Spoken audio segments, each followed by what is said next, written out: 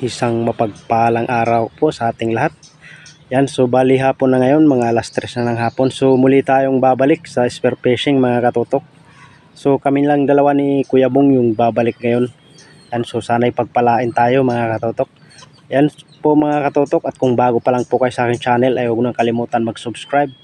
Pakihit ng notification bell para lagi po kayong updated sa mga video nating gagawin. Kagaya po nito. Yan, so mga katutok, so mga nagpapa-shoutout pala ay antay-antay lang po muna kayo mga katutok. Gawa ng iniipon ko pa yung mga nagpapa-shoutout. So isusulat muna natin sa papel para maibukod natin lahat yung mga nagpapa-shoutout. So ayan mga katutok, dahil hapon na, magagayak na kami para maaga tayo makarating sa dagat mga katutok. Ayan, so kita-kita lang tayo sa dagat mga katutok. At ayan nga mga katutok, ay nandito na nga tayo sa dagat. Kasama ko si Kuya Bong. Ayan, so bali kaudto ngayon. So bali tinatawag namin kaudto gawa ng kalahati yung buwan, o kaudto naman kung tawagin sa amin. Ayan, so sana'y pagpalain tayo mga katutok kahit medyo naaaninag na yung buwan sa ilalim. Sana'y makarami tayo at makachamba ng marami-raming isda. So ayan mga katutok, let's go na and let's dive.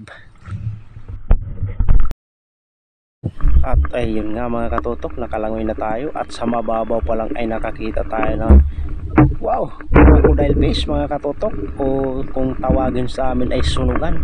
Talagang naaaliw ako sa pangalan nito mga katutok. Bakit ito ay tinawag na sunugan? Kulay puti naman. Sino kaya nagpangalan nito mga katutok na tinawag itong sunugan na kulay puti naman? Ayun, hanap ulit tayo ng mapapana at ito, isang malapad na dangkit mga katutok. Ang tawag naman dito sa isda na ito mga katutok sa amin ay bulawis. Masarap ito, kapamilya ito ng talagbago sa maral at saka ng mga danggit. Bulawis yung tawag nito sa amin mga katutok. Ay napakasarap nito, lalo na't makatinik rin. Ay sobrang sarap rin ito makatinik, kaya ingat po tayo. At ito nga mga katutok, pagsilip ko sa may butas ay mayroong duma na hito. May talagbago pala. Kala ko hindi tatamaan dito mga katutok, kaso nadubol siya mga katutok. Ganda pa ng pakatama, stone shot yung hito. Yung talagbago ay hindi. So good size na rin yung hito, ay dadalhin na natin yan mga katutok.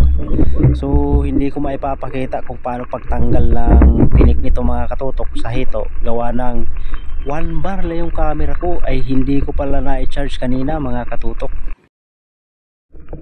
At ito nga mga katutok, magugulat kayo kung bakit ako hindi tumuloy sa pag-angat. Yun o, isang napakalaking kulambutan mga katutok. Munti ko nang madapaan. Buti lang ay nakita ko ng paangat na ako mga katutok, kaya inupin ko agad yung camera. Hindi na ako umangat kasi baka umalis pa mga katutok. Sayang, at napakalaki niyan mga katutok. Meron pa palang kulambutan na nagtatago. Kala ko ay palipas na sila, pero ay nagpapahuli pa pala ng paunti-unti. Ayan, at nakadali tayo ng napakalaking kulambutan mga katutok. Ayan, so buti lang ay na-stone shot natin. Ang ganda ng pakatama niya. Napakalalim pa naman ang spot mga katutok. Pero ayos na, ay nahuli na natin. Pambinta na ito.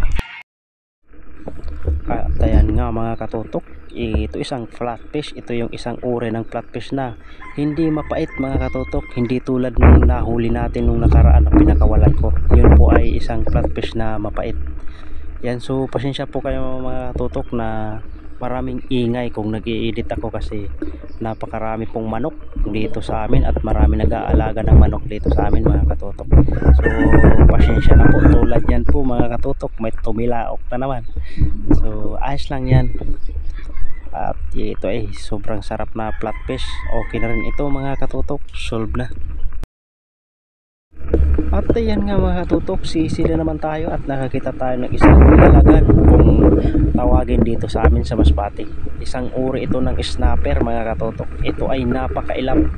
Bibihira lang namin ito mapana mga katutok. Gawa ng pagkakakita siya ng ilaw ng flashlight ay kumakaripas na ito.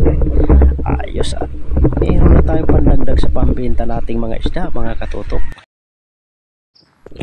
At ayun mga katutok, nakakita tayo ng isang talagbago ulit na doon pa siya tumago talaga sa napakalalim na butas, kaya buti lang at tinamaan natin. Maraming salamat at tinamaan natin.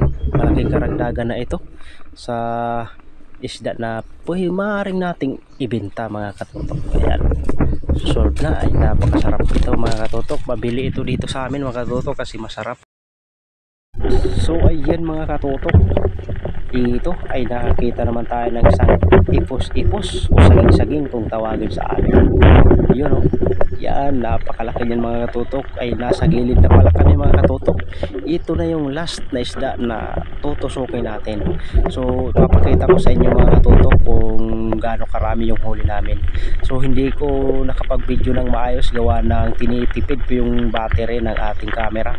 Gawa ng siya ay palubat na, hindi ko pala na-charge. So ayun mga katutok, bali gumilid na kami.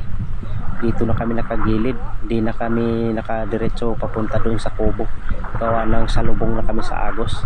Ayan, at napakarami ng huli ng kasama ko mga katutok. Yun, ayan, at meron pa siyang kulambutan na mag-iisang kilo. Ayos, at maganda-ganda sana yung panain mga katutok. Gawa ng malinaw na, kaso hindi tayo nakapag-video dahil palubat na nga yung ating camera. At yan mga katutok, nandito na po tayo sa gilid. Ito po yung aking mga naging huli sa gabing ito. Marami-rami po tayong nahuli mga katutok. Napakaganda ng blazing ngayon, kaso di tayo nakapag-video masyado. Yun nga, lubat na yung camera natin. Ayan, ang laki ng sunugan no, o crocodile fish. Yun, at malapad na yung flatfish natin mga katutok. Ayos, at ito yung kulambutan nating napakalaki mga katutok. Salamat at nakadali tayo ng kulambutan. Malaking karagdagan na ito sa pambenta natin mga katutok. Ayan po mga katutok, kung nag-enjoy po kayo sa video na ito ay huwag nyo na pong kalimutan mag-subscribe. Pakihit ng notification bell para lagi po kayo updated sa mga video natin gagawin. Kagaya nito mga katutok. Yan, ayos at sulit yung pamamana natin ngayong gabi. Yan po mga katutok, hanggang sa muli at sa susunod kong upload. Kita-kita po tayo.